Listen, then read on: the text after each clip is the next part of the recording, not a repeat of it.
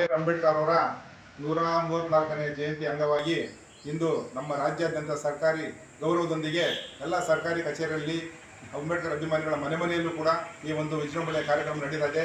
Doctor B R. Ambedkar ಅವರು ನಮ್ಮ ದೇಶಕ್ಕೆ 2 ವರ್ಷ 11 ತಿಂಗಳು 18 ದಿನಗಳ ಕಾಲ ಸಂವಿಧಾನವನ್ನು ಬರೆದು ದೇಶದ ಸರ್ವ ಜನಾಂಗಕ್ಕೂ ಒಂದೇ ರೀತಿಯಲ್ಲಿ ಅನುಕೂಲವಾಗುವ ನಿಟ್ಟಿನಲ್ಲಿ ಸಂವಿಧಾನ ತಂದುಕೊಟ್ಟರೆ, ಆ ಸಂವಿಧಾನದ ಅಡಿಯಲ್ಲಿ ಬಾಳ್ತಕ್ಕಂಥ ನಾವೆಲ್ಲರೂ ಇವತ್ತು ಅವರ ಜಯಂತಿಯನ್ನು ತುಂಬ ವಿವರವಾಗಿ ಸಂತೋಷದಿಂದ ಆಚರಣೆ ಮಾಡ್ತಾ ಇದ್ದೀವಿ.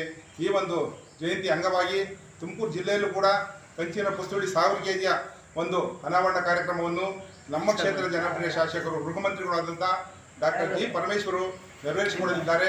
ಇಲ್ಲಿಂದ ನಾವು ತಾಲೂಕು ಮಟ್ಟದಿಂದ ಹೆಚ್ಚಿನ ಮಟ್ಟದಲ್ಲಿ ಅಲ್ಲಿಗೂ ಕೂಡ ಕಾರ್ಯಕ್ರಮವನ್ನು ಉದ್ಘಾಟನೆ ಮಾಡಲು ಎಲ್ಲರೂ ಹೋಗ್ತಾ ಇದ್ದೀವಿ. ಈ ಒಂದು ಸಂದರ್ಭದಲ್ಲಿ ಅಂಬೇಡ್ಕರ್ ಜಯಂತಿಯ ಒಂದು ಕಾರ್ಯಕ್ರಮದ ಅಂಗವಾಗಿ ಇಲ್ಲಿ ಬಂದಂಥ ಎಲ್ಲರಿಗೂ ವಂದಿಸುತ್ತಾ, ನಮ್ಮ ಪೊಲೀಸ್ ಸಬ್ ಇನ್ಸ್ಪೆಕ್ಟರ್ ಆದಂಥ ASI ಸಾಹೇಬರು ಆದಂಥ ಅವ್ರಿಗೂ ಕೂಡ ವಂದಿಸುತ್ತಾ, ಇಲ್ಲಿರ್ತಕ್ಕಂಥ ಗ್ರಾಮ ಪಂಚಾಯತ್ ಅಧ್ಯಕ್ಷರು ಹಾಗೂ ಇತರ ಎಲ್ಲ ನಮ್ಮ ನರಸಿಂಹಮೂರ್ತಿಯವರು ನಮ್ಮೆಲ್ಲ ಮುಖಂಡರಿಗೆ ವಂದಿಸುತ್ತಾ ನನ್ನ 2 ಮಾತನ್ನು ಮುಕ್ತಾಯ ಮಾಡ್ತೇನೆ.